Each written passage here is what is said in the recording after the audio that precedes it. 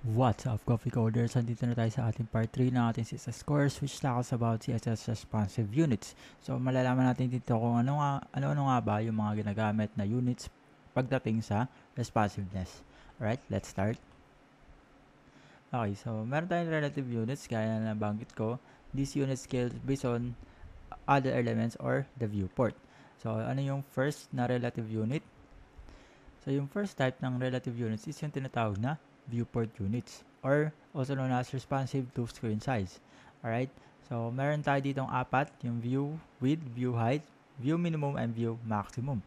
So, yung viewport width, ang formula niyan is 10 viewport or 1 viewport width is equals to 1% of screen width. So, yun yung pagdating naman sa viewport minimum width and viewport maximum height, yan yung percentage of smaller dimension and higher dimension. So, kunwari, meron kang portrait dyan, no? So, kapag naka-vmin ka, ang kukunin niya percentage is yung height dahil mas maliit yung height nung iyong viewport. Pero kapag max, so ang kukunin niya naman is yung length or width nung iyong naka-landscape dahil nga ang kinukuha nito is depende sa dimension or higher dimension ng iyong screen. Alright? So kung naka-portrait or landscape ka, yun yung pagbabasihan ng viewport width na minimum and then maximum. So gawa tayo ng example dito. So, meron ako ditong container na naka-display flex and then side nav na merong height, pati content na merong 100 viewport height. Alright? So, kapag mobile phones na merong 576px na dimension, merong magkakaroon ng width na 100 viewport width. So, pag chinek natin yan, alright. So, mapapansin nyo, kalahati, hindi niya sinakop. So, alin nga ba dyan yung viewport width? So, viewport width may kita nyo dito sa responsive toggle or responsive toolbar or yung toolbar na ginagamit natin sa DevTools. So, naka 320 to. So, paano natin makakonfirm na 320 to? Pwede nyo rin tignan dito sa itong na-hover ko. And then, pwede nyo rin click yung element by this tool na tinatawag na inspect element. Yan. So, pag click nyo to, di makita. Pero may nag-highlight dyan. Ay no, nakita nyo. Ayan, 320. And then, that confirms na kalahati ng screen is equivalent to 320 viewport width. Alright, so nagkaroon siya ng height na 100 base din sa height nung screen na ginagamit natin, which is 437. Okay, so yun yung sa mobile screen. So kapag ka-tablet naman daw, na mayroong dimension na minimum 577 and 768, ang side nav magkakaroon ng 40, and then ang content magkakaroon ng 60. So let's confirm it. Tablet. Ayan. So, mas malaki yung kinain ng content kaysa sa sidebar. Okay? Pero 768 yung total na view width or viewport width ng dalawang to. Okay, so 451.2 plus 300.8 is equals to 768. Pero, bakit hindi sakto? Kasi may margin pa yan dito sa gilid. Alright? Yun yung naging effect or dahil wala akong sinet na margin, ginamit ng body ng margin is yung default margin niya. Alright? So, next tayo. Kapag small desktop, magkakaroon ng 30 viewport width and sa content, 70. So, let's try. Ayan. Lang. 1024 ba? And then, 992.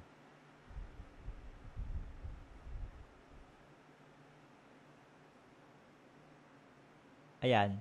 So, yan yung naging itsura, 70. Then, kapag 993 daw, ayan, nakikita yung nagbabago. So, yun yung isang way sa paggamit ng responsive layout. Alright? So, kapag Vmin and Vmax, let's try this one. So, dito sa example, meron akong screen na 1040 and then media query na merong side nav and content na 70 and 30 viewport width or height. Viewport width or height. Okay? So, dito sa example, meron akong 1040 as my viewport width. And then, meron ako dito sinet na 30 and 70 Vmax na CSS relative units. Okay? And then, almost same lang naman sila na naging effect sa ating HTML. And then, kapag gagamit tayo ng usual na viewport width and height. While si Vmin and Vmax, nakadepende siya kung sino yung mas malaki sa kanilang dalawa. Alright? So, proceed tayo sa next. Okay. Pagdating naman sa font relative units, meron tayong EM and REM. So, na-discuss na natin ito sa previous videos natin. And then, dadaanan lang natin ulit. So, EM relative to the parent's font size, and then sa yung REM relative to the root font size, or equivalent to 1 REM is equals to 16px by default. Alright? So, let's try this one. Okay, so ginamit ko na lang din ulit itong example, and then nagdagdag na lang ako ng font size, property, and value. Okay, so sa side nav, meron siyang EM, and then sa content, merong REM. So, i-compare natin kung paano sila nagbibehave both, or kung paano sila magbibehave sa isang parent element. So, both sila nasa parent element, pero magkaiba yung basis ng font size nila. Right? So, start tayo sa mobile. So, ang papasin natin sa mobile, mas maliit si side nav text versus kay content. Dahil ang nakaset kay side nav is 1 EM, or sino ba yung element na parent niya, is si container na merong font size na 12px. So, bali, 1 EM is equal to font size ng parent element, kaya 12px to. While si content, meron siyang REM. So, wala naman nakaset na REM or font size doon sa body natin. Kaya, kinuha niya is 16px by default. Right? So, ganyan yung epekto. Toggle natin si tablet. Ayan, mas malaki pa rin. And then si laptop. Ayan, or small screen size natin. Ayan. Ang ending, mas malaki si content na font text versus sa side nav. Dahil nga, ang sinet natin font size kay container or yung parent element nilang dalawa is 12px. Tapos, si side nav ay gumagamit ng 1 EM or EM unit value sa kanyang element or sa kanyang class. Alright? So, proceed tayo sa next. Another relative unit is yung tinatawag na percentage. So, relative to the parent element used for width, height, padding, margins, etc. So, dito malalaman natin pagkakaiba niya doon sa viewport.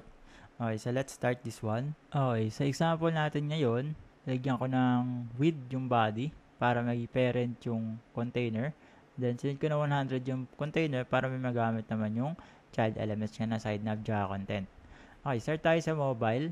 So, pag mobile daw, ang width ng bawat isa is 100%. Yung papansin natin dito, merong black element na dalawa, which is for side nav and content. Kaya yun yung naging itsura ng ating element and layout. Alright? Pero kapag side nav and content sa 577 and 768 or tablet mode, ayan. So, nag-display sila sa magkaibang line dahil hindi naman ako gumamit ng flex as value ng display para makita nyo lang kung ano yung nagiging itsura nila sa magkaibang row or magkaibang width size. Alright? So, meron ako ditong 30 and 70. And then, kapag small desktop, 70 and 30. Okay? So, kapag tablet, 60 and 40 pala. And then, kapag large desktop, merong 70 or 30 din. Okay? So, palitan lang natin to. Gawin natin 80. So, ayan yung naging itsura ng ating layout pagdating sa display ng kanilang elements. Alright? Again, yun yung paggamit ng percentage. Ano pinagkaiba niya sa viewport width? Yung viewport width and height or viewport min max or vmin and max nakadepende sa viewport. While si percentage nakadepende sa parent. Alright, so next tayo. Okay, flexible grid and flexbox units, fractional unit or FR, auto or automatically adjust based on content, min max resizes based on the smallest, largest content. So, alam na naman natin to pagdating sa pagde-design. And then, payo lang na much better kung isa lang yung gagamitin nyo sa dalawa. Dahil kapag pinagsama nyo to, it's either malito kayo or masira yung design nyo dahil nga gumagamit siya ng iba't ibang relative units. At the same time, hindi consistent yung pagla-layout. Alright? So, next one. Okay, so ito yung mga best practices pagdating sa responsive design. Use REM for font size to maintain consistency, gaya ng ginawa natin kanina.